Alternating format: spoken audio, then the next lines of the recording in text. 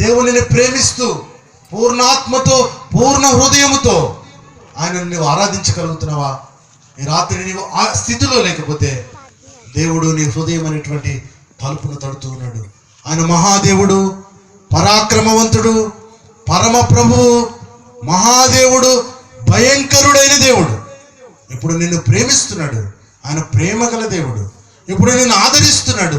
ఆయన ఆదరించే దేవుడు. ఆయన ఇప్పుడు నీతో మాట్లాడుతున్నాడు, మాట్లాడే దేవుడు. ఇంత గొప్ప దేవుడిని నీవు విడిచిపెట్టి లోకంలో జీవిస్తున్నావేమో.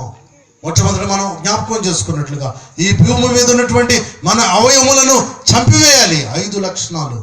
ఈ అవయవంలో ఉన్నటువంటి వాటిని విసర్జించాలి. 5 లక్షణాలు.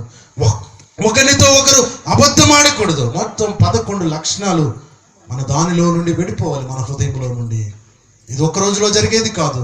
మన దేవుడు పరమదేవుడు కనుక, మహాదేవుడు కనుక, ఆయన భయంకరుడైన దేవుడు కనుక, ఆయన సర్వశక్తి గల దేవుడు కనుక రాత్రి సహాయం చేసి విడువని దేవుడుగా నీ చేయి పట్టుకుని నడక నేర్పి స్నేహబంధములతో నిన్ను బంధించి ఆకర్షించి నీలో ఉన్నటువంటి ఆ చెడుగంతటిని తీసివేయగల శక్తిమంతుడు.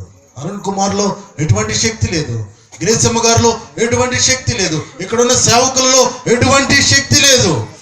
కేవలము శక్తి కలిగిన దేవుడు, సర్వశక్తి గల దేవుడు ఆ యేసు ప్రభువారు. యేసు అనంటే రక్షకుడు. ఆ రక్షకుడైన యేసును నీ హృదయంలో చేర్చుకుంటే, వాక్యమును నీ హృదయంలో భద్రం చేసుకుంటే, వాక్యమైన దేవుడు నీతో మాట్లాడుతూ ఉండగా నీవు లోబడితే దేవుడు నీ పట్ల కార్యాలు చేస్తాడు అని ప్రభు పేట నేను జ్ఞాపకం చేస్తున్నాను. మనం ఇతరులకు దేవుని గురించి పరిచయం చేస్తూ మా దేవుడు సర్వశక్తి గల దేవుడు అని చెప్పగలిగే స్థితిలో ఉన్నావా? నా దేవుడు మహాదేవుడు, పరమదేవుడు, పరమ ప్రభువు, భయంకరుడైన దేవుడు, గొప్ప దేవుడని చెప్పగలిగే స్థితిలో ఉన్నావా?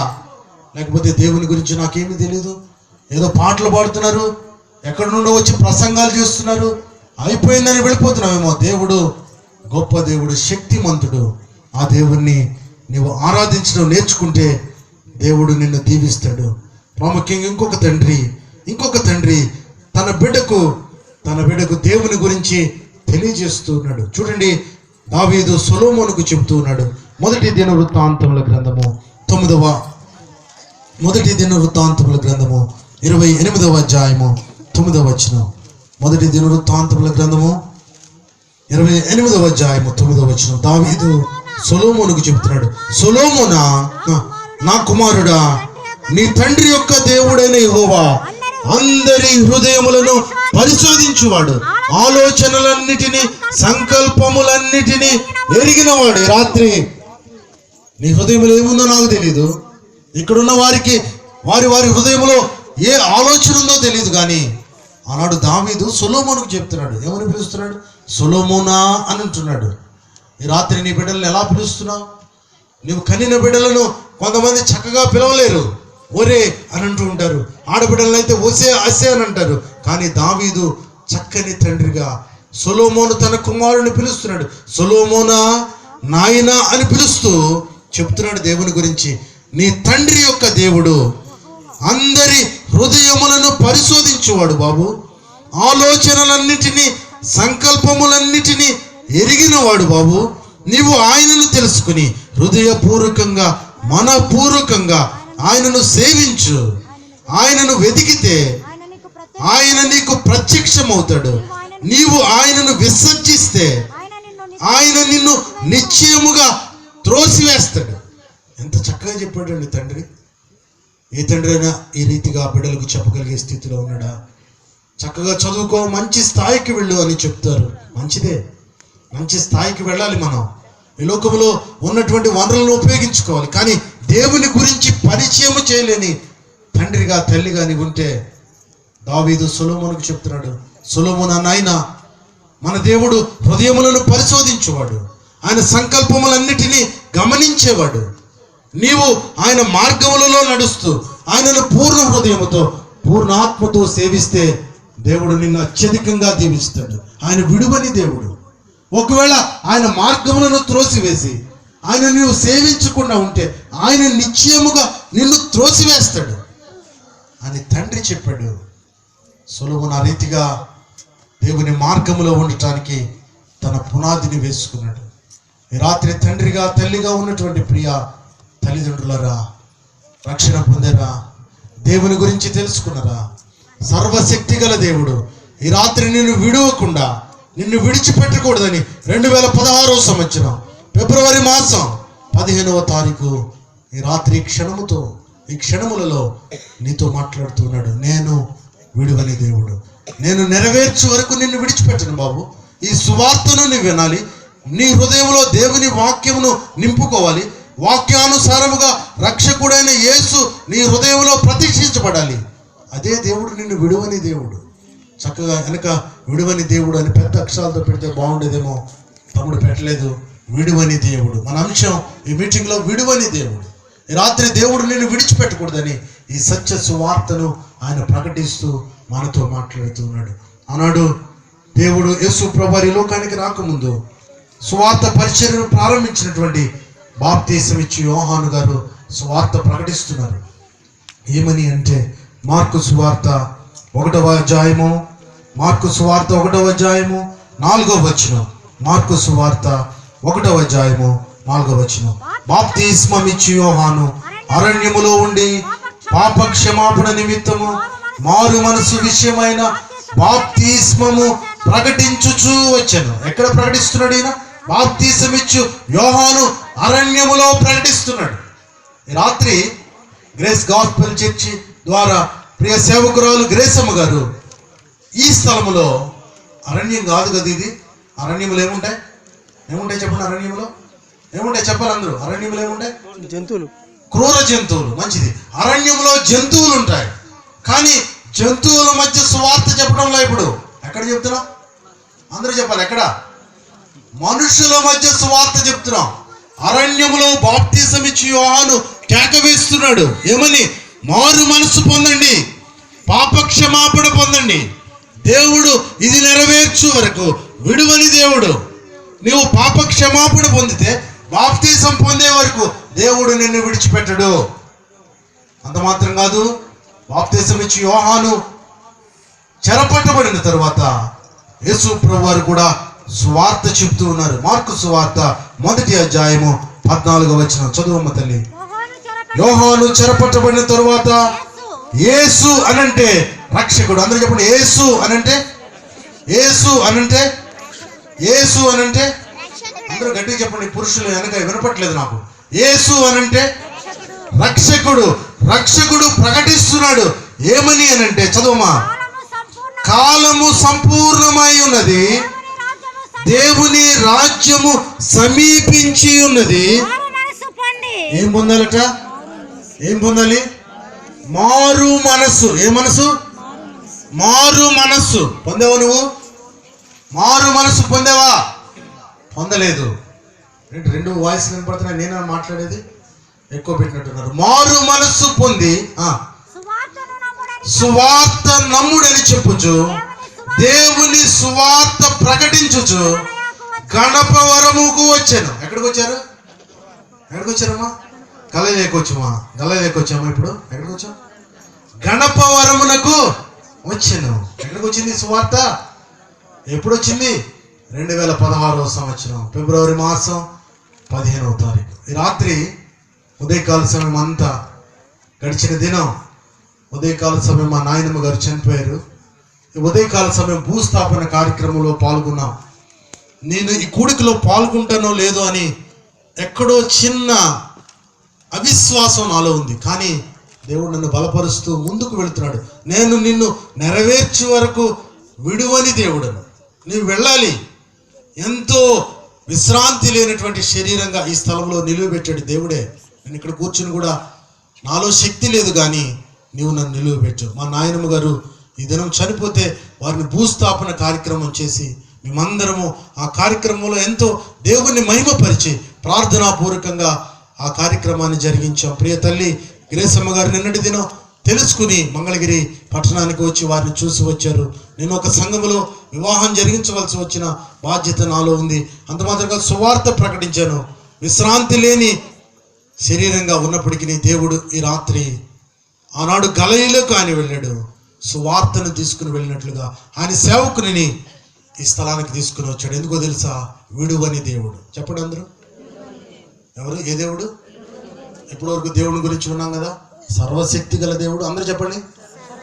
పరమదేవుడు. ఇమ్మానుయేల్ గారు, దావీదు గారు చెప్తున్నారా? పరమదేవుడు, పరమ ప్రభువు, మహాదేవుడు, పరాక్రమవంతుడు, భయంకరుడైన దేవుడు, ఆశీర్వదించే దేవుడు, విడువని దేవుడు, స్నేహబంధములతో ఆకర్షించే దేవుడు, సువార్తను ప్రకటించే దేవుడు, రక్షకుడు, విమోచకుడు, మారు మనసును అనుగ్రహించేవాడు.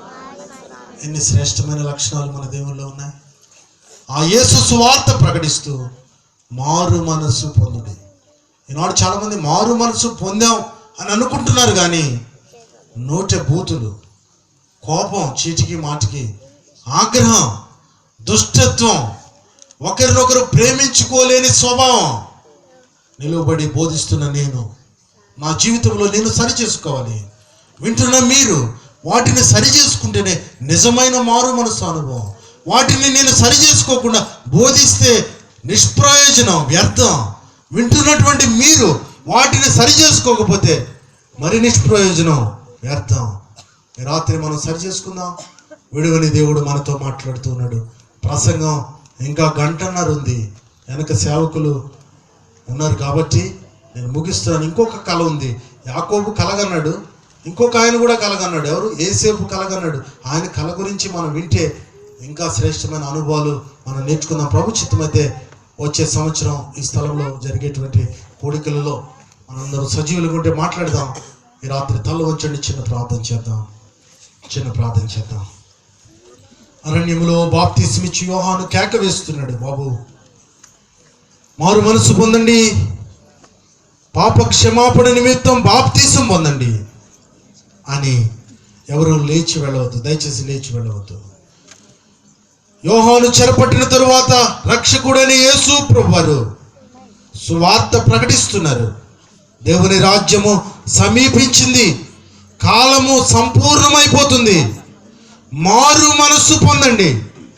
ఈ రాత్రి గ్రామంలో దేవుడు మారు మనస్సు పొందమని నేను పిలుస్తున్నాడు. లోబడతావా? దేవుని సన్నిధిలో ఇస్సాకు యాకోబుకు పరిచయం చేస్తున్నాడు. మన దేవుడు సర్వశక్తి గల దేవుడు బాబు. ఆయన విడిచిపెట్టని దేవుడు, విడువని దేవుడు. నీకు తెలుసా నీ దేవుడు సర్వశక్తి గల దేవుడని? సొలొమోనుకు దావీదు పరిచయం చేస్తున్నాడు. మన దేవుడు హృదయములను పరిశోధించే దేవుడు. జాగ్రత్త నాయన, జాగ్రత్త. ఈ రాత్రి నీ దేవుడు, నా దేవుడు హృదయాన్ని పరిశోధించే దేవుడు. మారు మనసు పొందావా? రక్షణ అనుభవం నీకుందా? ఆయన నిన్ను ప్రేమతో పిలుస్తున్నాడు. ఈ రాత్రి నీవెంత ఘోర పాపివైనా బాబు నీ జీవితాన్ని మార్పు చేయగలిగిన దేవుడు, ఇది నెరవేర్చు వరకు విడువని దేవుడు. ఈ రాత్రి సువార్త వింటున్నావంటే దేవుడు నిన్ను విడిచిపెట్టలేదు బాబు. ఆయన భూమి మీద నీ అవయవులను లో ఉన్నటువంటి చెడుగంతటిని తీసివేయటానికి ఆయన వాక్యాన్ని ప్రకటిస్తున్నాడు. ఈ రాత్రి దేవుని సన్నిధిలో నీ జీవితాన్ని సరిచేసుకో, మారు మనసు పొందు. నువ్వు మారు మనసు పొందకపోతే నువ్వెలా రక్షణ పొందాలో, దేవుణ్ణి ఎలా తెలుసుకోవాలో స్థానిక సంఘములో దైవజనురాలు గ్రేసమ్మ గారి ద్వారా బలపడు. వారి మనముడు ఎలీషా చేస్తున్న పరిచర్య ద్వారా దేవుని వాక్యాన్ని ఇంకా తెలుసుకుని దేవునిలో బలపడు. దేవుడు నీతో మాట్లాడుతూ ఉండగా స్థానిక సంఘములో జరుగుతున్నటువంటి ఆరాధనలో పాల్గొని నీవు మారు మనసు పొందుది. దేవుని రాజ్యము కొరకు వారసుడుగా, వారసురాలుగా మార్చబడడానికి సిద్ధపడు. దేవుడు నీతో మాట్లాడుతూ ఉండగా నీ జీవితాన్ని సరిచేసుకుని ప్రేమగల దేవుడు, ఈ రాత్రి ప్రేమగల దేవుడు నీతో మాట్లాడుతూ ఉన్నాడు. బంధుమిత్రుల ప్రేమ బంగారమున్నంత వరకే, ఆలు మగల ప్రేమ అనురాగమున్నంత వరకే. బంధుమిత్రుల ప్రేమ బంగారమున్నంత వరకే, ఆలు మగల ప్రేమ అనురాగమున్నంత వరకే, జన్మనిచ్చిన వాని ప్రేమ జన్మమున్నంత వరకే, ఆ జన్మ ఉన్నంత వరకే, బంధుమిత్రుల ప్రేమ బంగారమున్నంత వరకే, ఆలు మగల ప్రేమ అనురాగమున్నంత వరకే. రాత్రి మన దేవుడు శాశ్వతమైన ప్రేమతో నిన్ను ప్రేమిస్తూ ఆయన పిలుస్తున్నాడు బాబు. ఆయన పరిశుద్ధమైన దేవుడు కనుక ఆయన పరిశుద్ధమైన పిలుపుతో నిన్ను పిలుస్తున్నాడు. ఆయన పరలోక సంబంధమైన పిలుపుతో పిలుస్తున్నాడు. ఉన్నతమైన పిలుపుతో పిలుస్తున్నాడు. ఉన్నతమైన బహుమానం ఇవ్వటానికి. ఈ రాత్రి నువ్వు రక్షణ పొందకపోతే నీ జీవితాన్ని ప్రభువుకు సమర్పించు. మహాపరిశుద్ధుడా, ప్రేమ నమ్మకమైన మా ప్రియ పరలోకపు తండ్రి, మీ ఘనమైన నామమును బట్టి వందనాలు స్తోత్రాలు చెల్లిస్తున్నాం. ఎంత గొప్ప దేవుడు ప్రభువా, విడువని దేవుడుగా మా మధ్య సంచారం చేసి, సమయము కొద్దిగా ఉంది కనుక నాయన నీ జీవ వాక్యములో నుండి కొన్ని మాటలు మాతో మాట్లాడావు. చంపివేయుడి, విసర్జించుడి, ఒకరితో ఒకడు అబద్ధమాడకుడి, మీ యొక్క గొప్పతనమును నాయన ఇదిగో ప్రభు ఈ స్థలంలో మీరు ప్రకటించారు. అందును బట్టి స్తోత్రాలు.